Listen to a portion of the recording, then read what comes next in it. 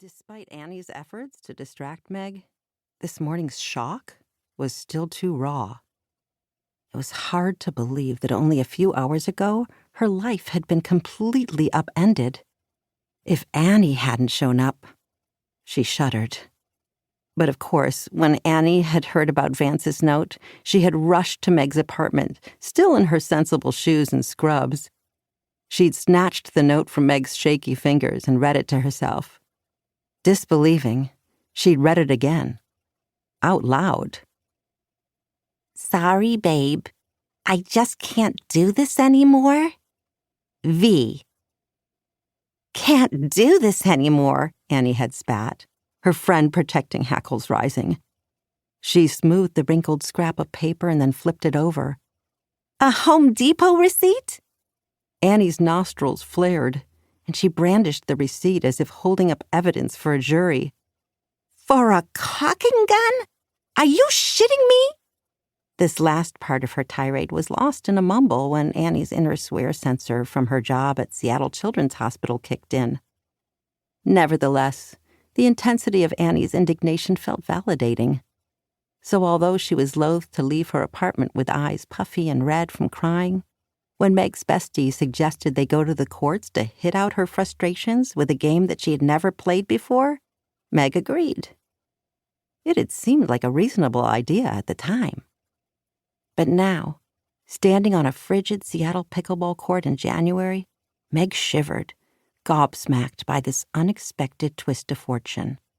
She took a steadying breath. How had this happened? Her husband of 2 years had up and walked out? And for the life of her, she hadn't a clue what he'd needed to caulk. The injustice. A seething fury built in her, from the soles of her neon high tops to the tips of her wavy golden ponytail. Tugging a pickleball from her pocket, Meg rolled it between her fingers. She reared back with her paddle arm. Letting out a guttural grunt, she whacked the plastic ball. It soared through the air, trailing the smoke of 1,000 fires, and slammed into the net. When she yanked another ball from her pocket, she paused to consider the fluorescent green surface, the wiffle holes dotting the plastic, before letting it feel the full force of her fury.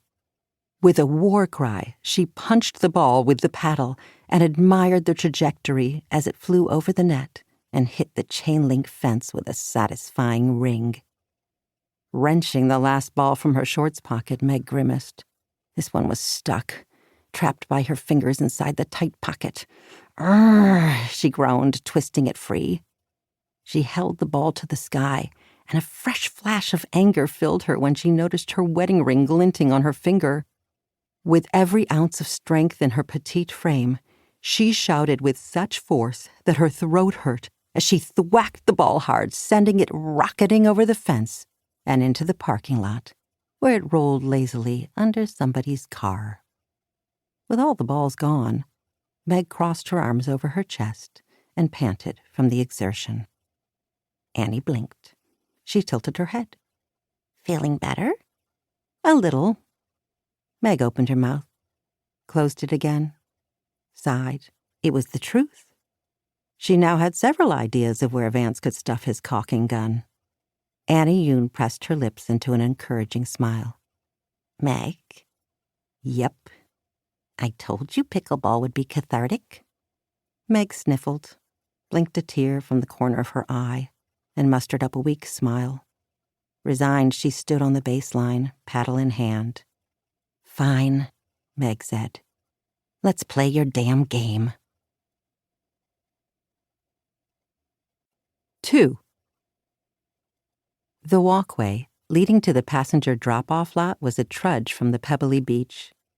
Meg picked up the pace, enjoying the stretch in her legs and breathing in the familiar tar and sea scent of the Bainbridge Island ferry docks. Even as she marveled at the evergreen-blanketed landscape, she hoped that this would be the very last, she promised, crafty cat-collar transaction. Squinting into the thin June sunshine, Meg waited at the appointed spot and watched for the green station wagon. The box of 6 custom-designed cat collars wasn't heavy per se.